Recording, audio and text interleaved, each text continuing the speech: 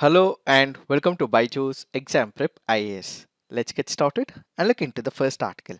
The first article is speaking about occupational safety and health. What is this occupational safety and health? Let us assume there are individuals who are working in hazardous industries or construction industries or automobile industries. These are the industries and the sectors where the people may face some of the issues because of the occupation. So the resulting accidents, injuries and exposure to harmful circumstances are nothing but occupational hazards. So the employer who employs these employees will have to ensure that there is protection devices that are provided to all these employees is what is called as occupational safety and health. So basically people working in a particular sector or the occupation may have ill effects because of working in such a sector. So taking care of them, providing them the protective means is what is called as occupational safety and health. What are the advantages of occupational safety and health? Let's say for example, if there is a particular person working in the construction industry, you would be providing him all the necessary requirements so that he can take care of himself so that there is no injury or anything. In such a situation, because there is no injury, there will be reduced risk or accidents, and ultimately we would be able to mitigate the hazards because there is no accident or injury while he is working in that particular premise. He would be able to work for a longer period of time, and ultimately the productivity of that particular company will also increase. This will further increase the employer-employee relationship, and the morale of the workers working in that company will also increase, and at the same time ultimately the overall sector and the employer-employee relationship will continue to persist in that particular sector or the industry. But what is happening according to this article? According to this article, they go on to say that when it comes to multiple sectors, let's say for example the construction sector, or let's say for example in few of the hazardous sector, what we have is the statistics with respect to the accidents, injuries in the construction as well as the hazardous sector. However, we do not have much of data when it comes to the auto sector. So this article currently goes on to say that we do not have enough of statistics, and as a result we are not able to take corrective measures, and at the same time what we require is laws. What we require is the trade unions to stand up for the rights of the employees. So we do not have enough number of laws and rules. We do not have the trade unions standing up for the rights of their own employees and their colleagues, and at the same time what we are also facing is a problem when it comes to inspection is what is this article all about. Let us try and understand what is this article trying to convey. When we look into this article, when we speak about occupational safety and health, there are two important factors that we have to focus on. What is it? One, what we require is the strong inspection. What is this inspection? Basically, you would have the government appointed officers, the inspectors, who would visit that particular sector or that organization in person and see if there are all these safety parameters that are practiced or not. So what we require is the inspection. What we require is these government appointed inspectors to visit that particular premise physically and see if this particular rules and regulations are followed. So the first parameter is inspection. The second important parameter, what we require is the statistics. Statistics in terms of how many accidents have taken place in that particular organization. What are the injuries? Are these injuries basically some of the injuries which is hazardous in nature?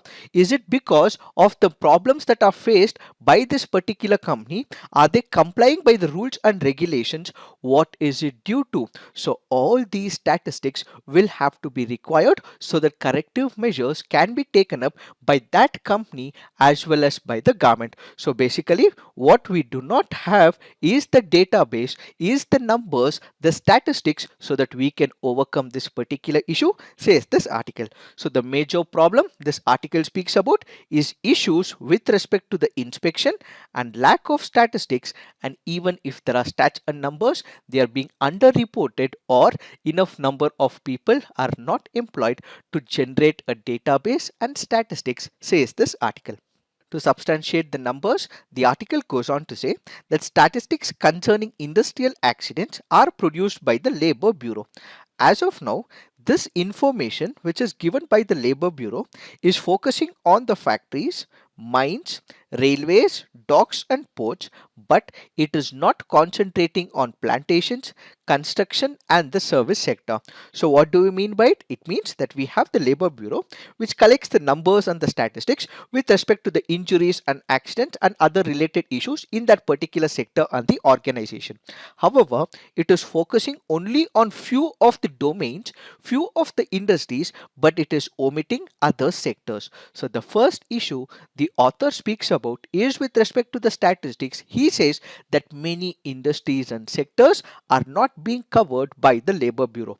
The Labor Bureau is committed only to few sectors and few industries, but many other sectors where there are injuries and accidents, occupational hazards is not being generated. As a result, the number of people who have been the sufferers, the statistics may not be right, says the author. He also substantiates this with the help of the statistics given by the state governments to the Labor Bureau. The state governments are the one which collect the information from the industries in their state. But what is happening in this particular arena? During 2013 and 14, several major states such as Delhi, Gujarat, Kerala, Odisha, Punjab, Tamil Nadu, Uttar Pradesh and West Bengal defaulted. What do we mean by default? They did not even give the data.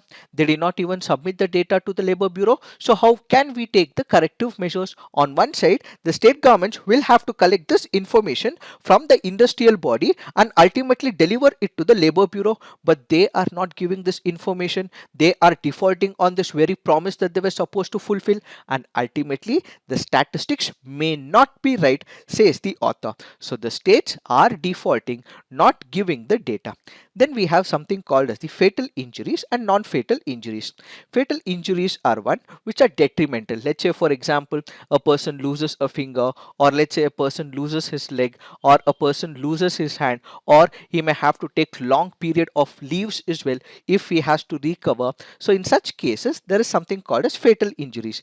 Then there are non-fatal injuries as well. Yes, the person is injured, but the time for the recovery is comparatively less. So what does the author say? That when it comes to giving such data, what we have is under-reporting, says the author. So in spite of some states giving the data to the Labor Bureau, the data is under-reported. If there are 100 cases that has happened in a particular state, the number that is being reported is comparatively less, says the author.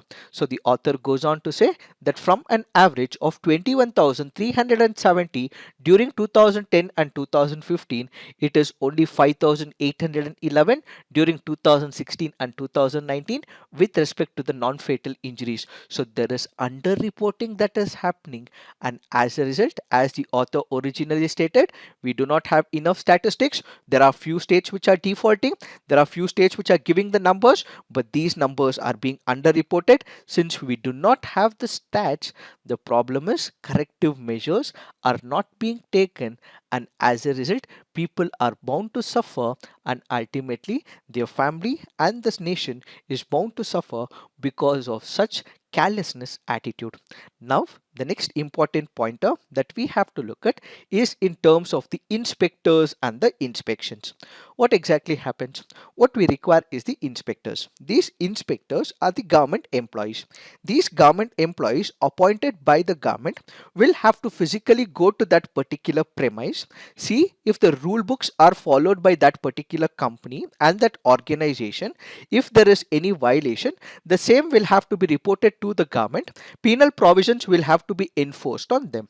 According to Directorate General, Factory Advice and Labour Institutes Standard Reference Note for 2020 in 2019, the proportion of working in sanctioned post for factory inspectors for India was about 70.60%. What do we mean by it? If the requirement for the inspectors is 100, there are approximately only 70 people who are working. So we require another 30 inspectors, but we do not have them. So we have the requirement, but we do not have the inspectors who can go there, physically check, update and also penalize these industries. So the major problem is there is requirement for the inspectors to go there and meet in person, but we do not have enough number of them. If we have to take the statistics from Maharashtra, it is about 38.93. From Gujarat, it is about 57.52. Tamil Nadu, it is 58.33. Bihar, it is about 47.62. And there is poor employment rate for the inspectors, says this article. In fact, in 2019, there was an inspector for every 487 registered factories. So what does this mean? That these inspectors have extra workload. They have too much of work to do because there are very less number of inspectors for more number of factories. So the factories are more. This should also mean there has to be a commensurate increase of the inspectors, but the inspectors are not enough in number, and ultimately it is the industries and the inspectors both are the sufferers, and the country is bound to suffer. Added to it, the proportion of the registered factories inspected for all India declined from 36.23% during 2008-11 to 34.65% during 2012-15 and further to 24.76%. So this clearly goes on to say that the inspection rate is not happening as per the prescribed rules and regulations. In some of the places, what might also happen is that because these inspectors have a lot of workload, they are also given the discretion that you would be able to go to a specific factory or to a specific sector. So what would happen? There would be some big industrial outfits or the companies. These people also can bribe as well. Such bribing will also ensure that these people do not visit such big companies, but instead they only target small companies. So they're targeting the small companies, they're ensuring that penal provisions are paid by this company. But what about the large companies? What about those people who are bribing the authorities? So the author also goes on to say that there are powerful industrial groups which have bribed them, which have corrupted them, and as a result, these inspectors, because of their workload, have the discretion and they ultimately leave the big industries and catch the small industries, says the author. If we have to look into the conviction rate for all India, the conviction rate for 2015 and 2019 stood at 61.39%, and the average fine per conviction was about 12,231. What does this mean? Let's say there is a company which has violated the rules and standards and the safety norms established by the government. So what should happen? These inspectors will have to take a look into it. The same will have to be reported to the government, and if there is a penal provision, the same will have to be enforced. That is what is called as conviction. But what is happening? The conviction rate is just 61.39%. So it is not 100%. So about 40% are let go free, and at the same time, for every conviction that is happening, the amount of money that these companies are paying is also less as well. How will it act as a deterrent? Only when the penal provisions are more, only when they are put with a hefty penalty, only when they are convicted, this will act as a deterrent. But right now, because the inspectors are not working, we do not have enough number of inspectors, the states are not reporting properly, there are few states which are under reporting, some are even defaulting. The major problem is the conviction rates have dropped, and at the same time the penal provisions are not being imposed and the conviction rates are comparatively less. So this article goes on to say, as a result, the overall efficiency drops to a certain level, and it is the people who are bound to suffer. So ideally, whenever we speak of occupational safety and health, these people will have to be taken care of so that their morale increases and there is a beautiful employer-employee relationship. But since all their grievances are not addressed, their insurance amounts are not paid on time, the damages and the claims that they have made is not being given by the company, what we will have is a depreciating relationship between the employer and the employee. In fact, India has ratified the International Labour Organization Conventions, the Labour Inspection Convention of 1947 and Labour Statistics Convention of 1985. In spite of India being part of all these conventions, it is not catering to its own promises, says this article. So going forward, we have the number of labor codes, we also have the operational safety and health code as well. So the government in this particular case will have to reform the labor sector, will have to introduce new changes, will have to penalize and ultimately ensure that occupational safety and health is taken into the picture, is what is this article all about. Now let's look into the next article. This article says the era of combative federalism. Let us try and understand what is the author trying to convey. First, let us understand the meaning of federalism. What is federalism? It is a system of government. What would happen? There would be division of powers between the central government as well as the state government. So you would have the central government or the union government which will take care of the entire country. So all those laws where the central government will administer will be uniform throughout the country. Then there are other state government laws as well. So these state government laws are basically the ones where they ensure the day-to-day administration of that particular provision and that particular entry list happens in a rightful manner. So what is federalism? It is the government in place, a system in place where power is divided between a central authority, the central government, and various state governments. But what is happening of late? When it comes to federalism, there are multiple types of federalism. What we have is the cooperative federalism, what we have is competitive federalism, and what we also have is the combative federalism. What is this cooperative federalism?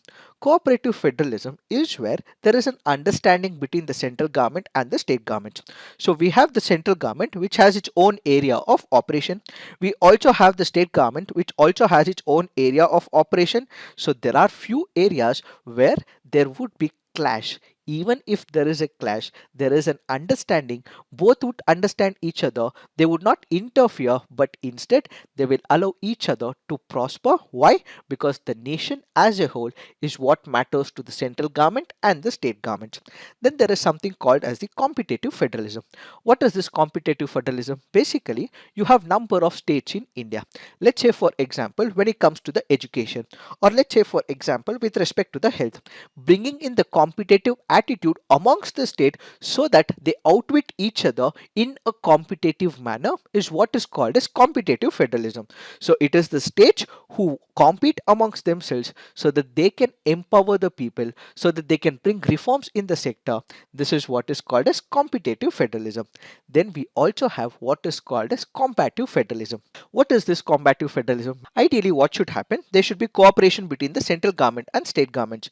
But if there is a clash between the central government and the state governments, and both the governments are interfering with the work of each other, there is clash between the center and the state, there is constant interfere, they're meddling with each other's affairs, is what is called as combative federalism. So the author enumerates the same with the help of some examples. How does the author say so? The government of India recently came up with Indian Administrative Service Cadre Rules of 1954 changes. It came up with a proposal that it wants to introduce changes in the IAS Cadre Rules of 1954. How does this work? When it comes to the All India services, let's say for example, we have the IAS. These IAS are recruited by the central government. They are trained by the central government, but ultimately they are given to a particular state government. So the entire administration is run by these IAS officers, but the ultimate powers is with the central government, but the immediate powers is with the state government.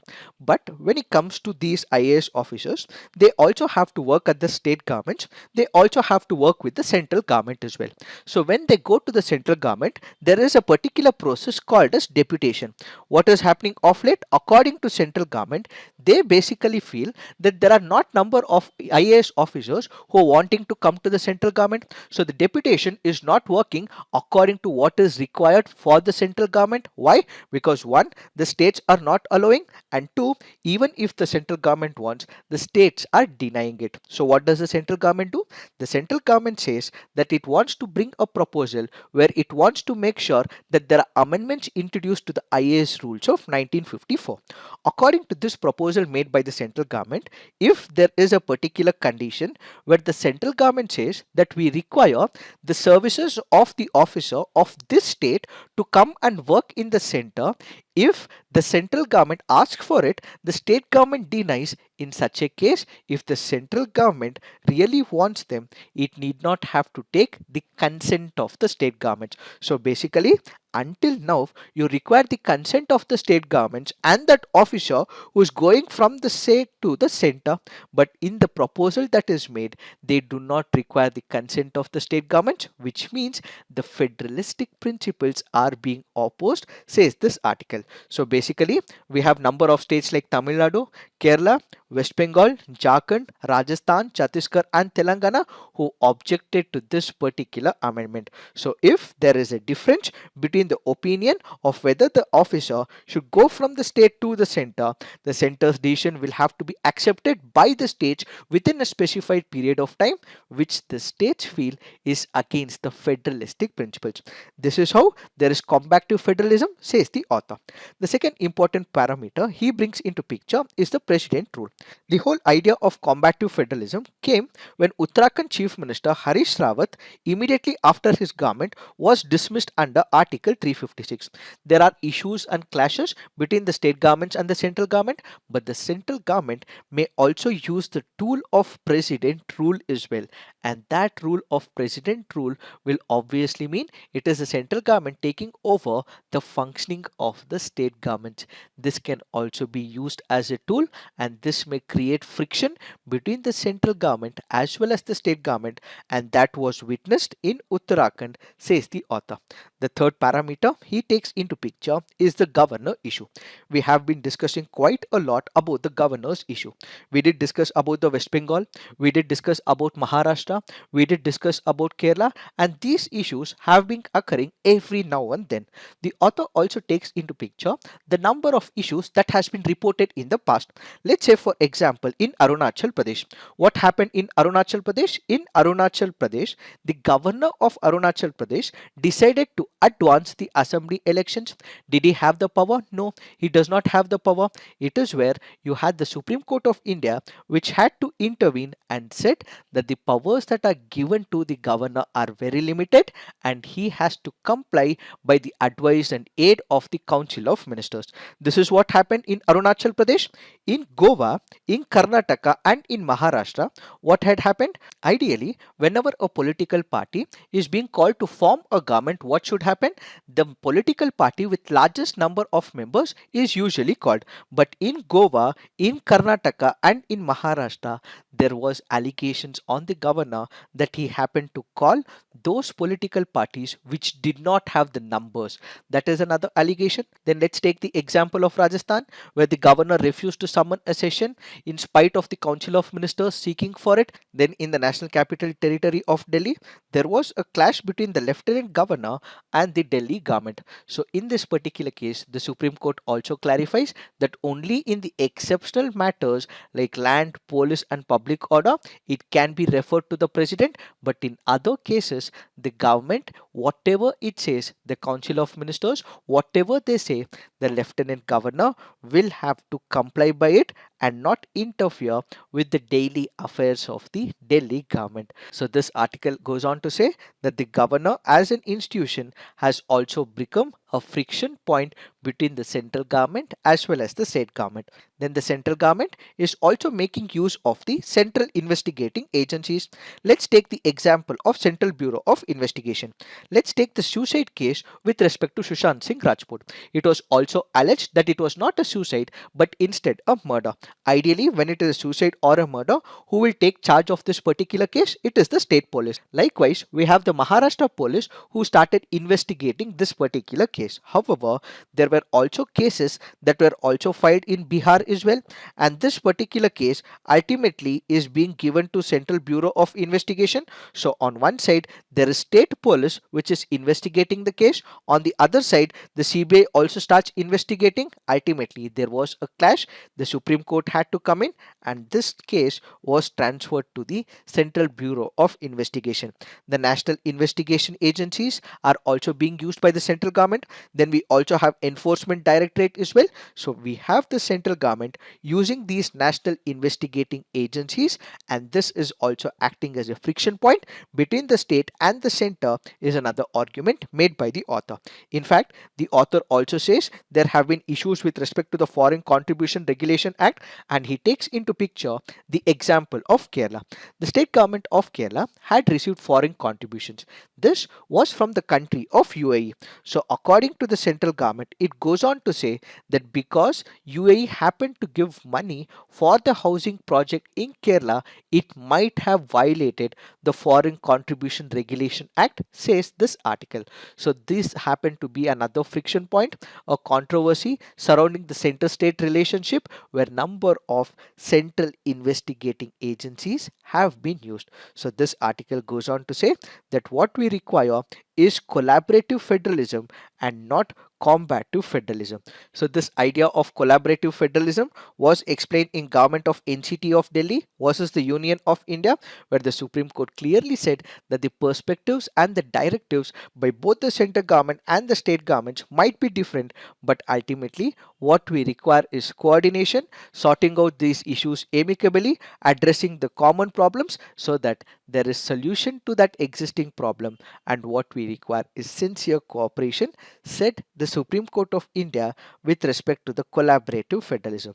So we had the Constituent Assembly debates. The Constituent Assembly debates also ensured that there is coordination between the central government and the state government, and it was against the combative federalism. So going forward, it is not about whether the central government is right, the state governments are wrong, whether the state governments are right or the central government is wrong. There might be issues both at the central level and at the state level, but what we have to sort out is issues amicably so that these friction points are reduced, and ultimately what we have is collaborative federalism, coordinative federalism, competitive federalism, and not combative federalism, is what is this article all about.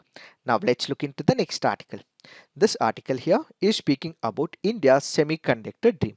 We have discussed about this issue in number of our CNAs in the past, but this article primarily goes on to say that India has few issues and challenges that we have to look at. What does this article say? This article currently goes on to say that during the COVID-19, we did face the issues of semiconductors. As a result, many countries started to working on the semiconductor framework. We have the United States of America, which announced 50 billion package so that it could attract multiple countries from world over, so that there is a semiconductor packaging industry in United States of America. Similar other steps was taken by Japan and Germany as well, so that there is no concentration of this semiconductor manufacturing in one specific country. So there are many countries like USA, Japan and Australia, Germany, who all have come up with their own idea of semiconductor manufacturing. India also believed that because India also faced the crunch of the semiconductor, it had to set up what is called as the semiconductor manufacturing in India. So what does India do? India has approved about 10 billion package to incentivize the manufacturing of semiconductors in the country. It is attracting those foreign companies which are well reputed to come and invest in India, and at the same time it is also giving incentives to the startup in India so that all these companies come up, set up their manufacturing bases in India, and India evolves as a semiconductor manufacturing hub. However, there are some issues and challenges that India has to address. What are these challenges? Let's say, for example, you have some of the foreign companies, you might also have the homegrown companies. They come up and establish all these manufacturing bases in India. They also start manufacturing the semiconductors as well. Once these semiconductors are manufactured, we cannot always rely on exporting these semiconductors. So what should happen? These semiconductors that are manufactured in the country should already have a contract established with an other company which is in requirement of these semiconductors. Let's say, for example, there is a company A which is manufacturing all these semiconductors. So this company in advance will have to enter into an agreement with another company, let's say B, which is an auto industry company. So they need to have a contract prior to the manufacturing so that there is lock-in demand for the semiconductors produced within the country and there is no wastage of this particular semiconductor. It is not only about exports. What we have to ensure that once this is manufactured, the same is sent to the company where it is in need of. Added to it, if there is a particular company which is coming into India for establishing the semiconductor manufacturing, it also can bring with it another company which also wants to buy these semiconductors, is the first argument made by the author. The second argument made by the author is to develop the raw material supply capabilities. What do we mean by it? Let's say, for example, for manufacturing the semiconductors, what we require is the minerals, what we require is the gases. So the India Electronics and Semiconductor Association is exploring various authorities, various opportunities, various ways as to how it can bring these institutions into one single window.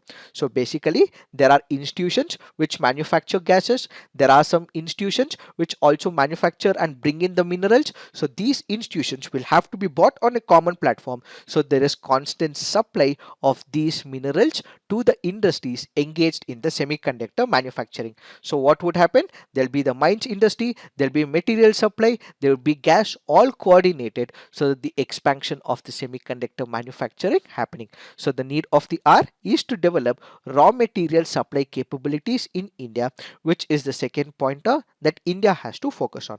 The third pointer that India has to focus on is bringing the semiconductor supply chains and related businesses. When we speak about semiconductor manufacturing, what it requires is a large scale power infrastructure. What it also requires is constant feed of water as well.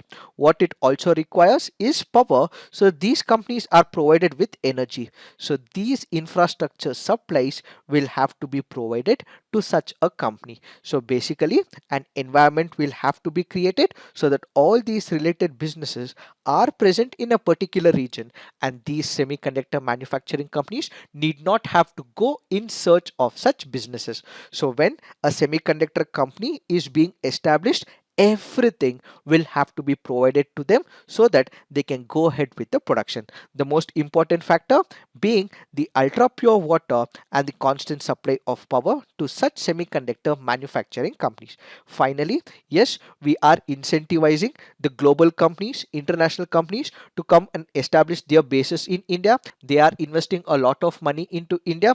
We are incentivizing them, we are giving them tax breaks as well. Apart from we pulling these companies, we need to also encourage Indian manufacturers and startup to enter and master complex R&D and manufacturing verticals, so that in the near future we are also capable of espousing the intellectual property, says the author. So it is not just about attracting the FDI, incentivizing the foreign companies, but we also have to encourage the local companies. We have to let them premiere with the institutions and bring in people, is what is this article all about. So it is not just about bringing the companies, but it is also about becoming Atmanirbhar in the semiconductor technology, is what is this article all about.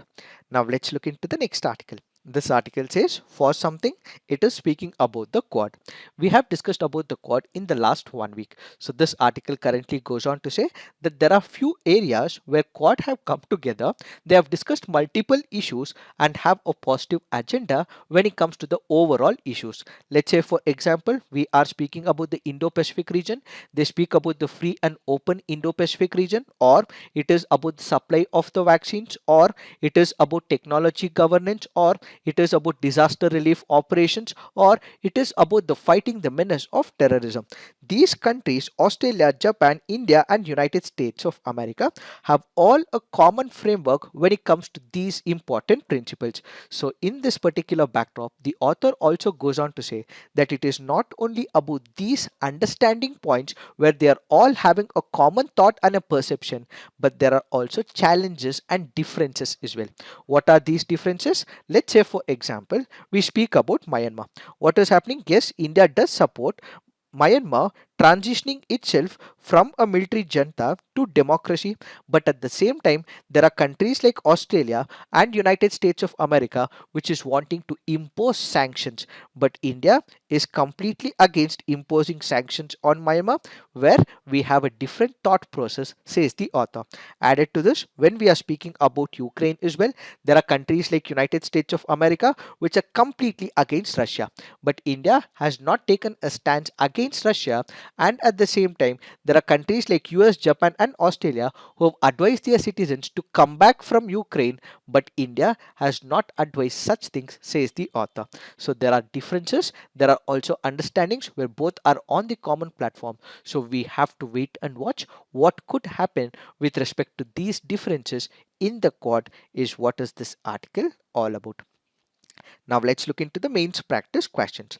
There is a need for a comprehensive review of labor inspection and the labor statistical system in India. Examine. Next question. Has the Indian polity seen a considerable shift of Indian federalism from cooperative to combative? Critically analyze. So please write all your answers on the comment section. Peer review. Do give positive feedback to your friends' answers. So this is it for today. Thank you for watching. All the best.